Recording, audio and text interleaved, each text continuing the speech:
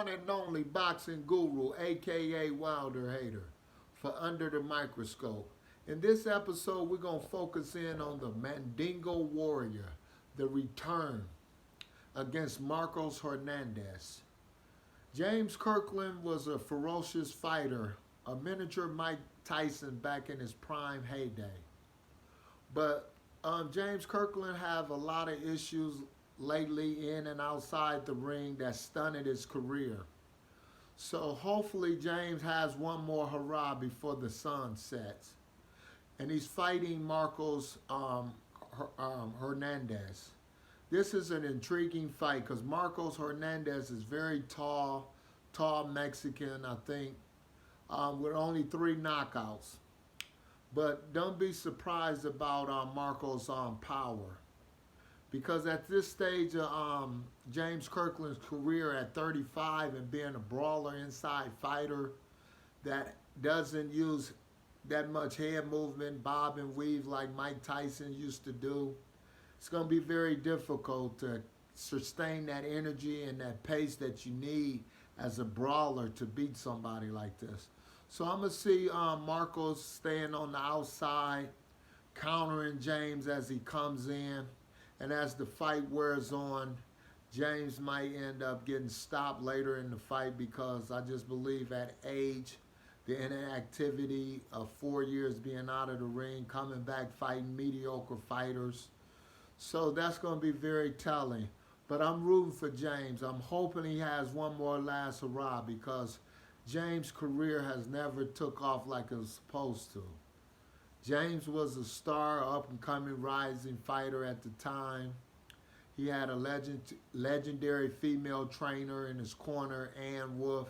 Seemed like every time on the major fights that James lost, Ann Wolf was not present, and I found that to be bad. On this fight, he has a new trainer, so hopefully lightning don't strike again without Ann Wolf in his corner.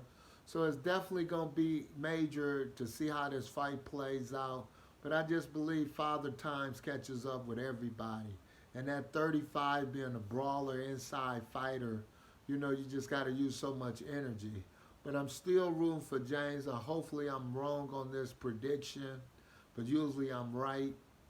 But like I said, hopefully James shock the world and give it one last hurrah because he definitely deserves it. Because he's a fan-friendly fighter, brawler. Everybody going to enjoy this fight because it's going to be blood, sweat, and tears. A relentless pressure until someone gets stopped. So I'm looking forward to this fight. I'm going to give you breakdowns of videos why I think it will be James at this point of his career. So this is the boxing guru for Under the Microscope. Later in the video, I'm going to show you illustrations to support my theory of how the fight will play out.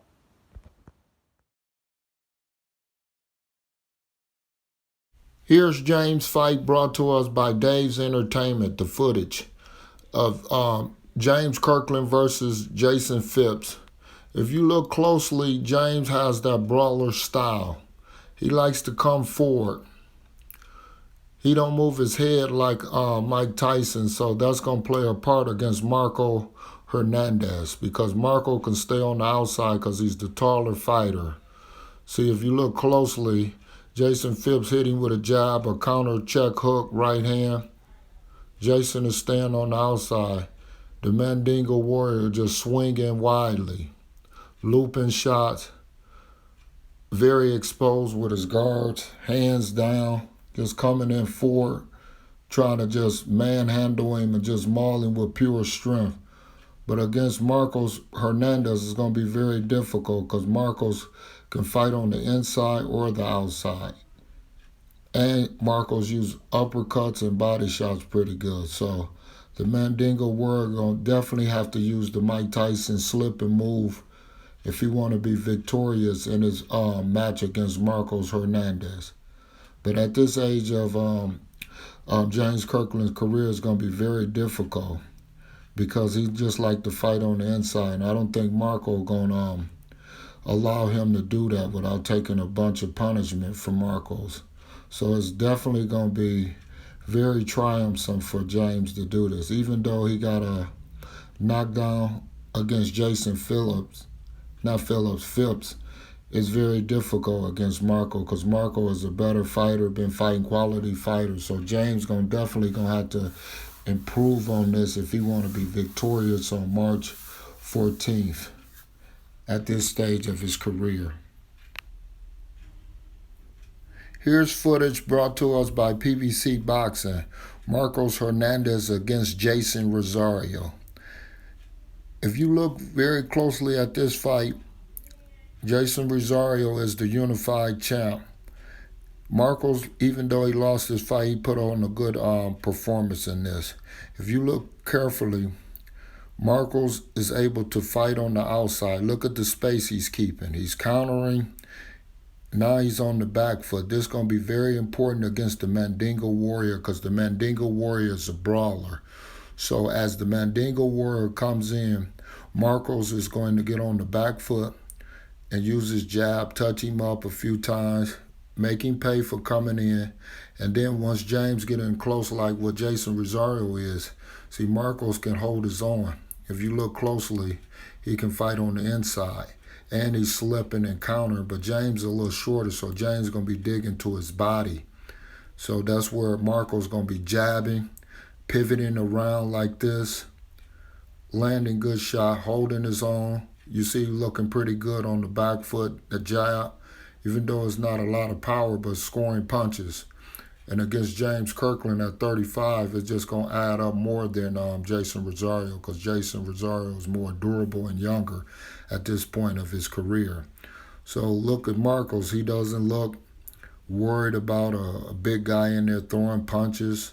So that's why I lean to Marcos to win this fight with a late stoppage or a towel thrown in because Marcos is able to have more variety to his fight game inside and on the outside, and he's been fighting more active and tougher fighters at this point of his career.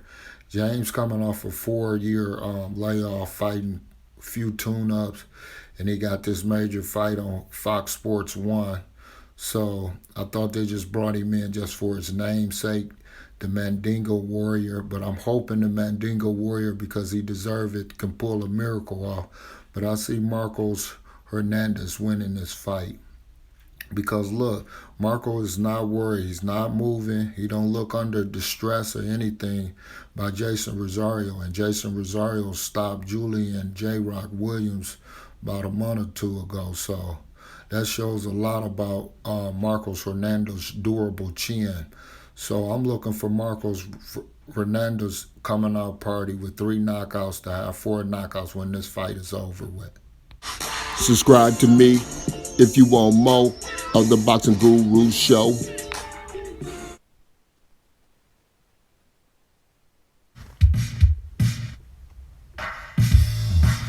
Come get it. Come get it. Come get it. Come get it.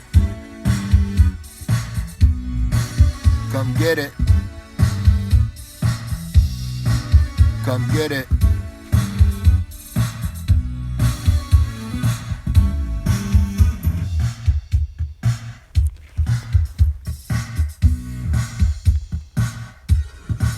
Come get it.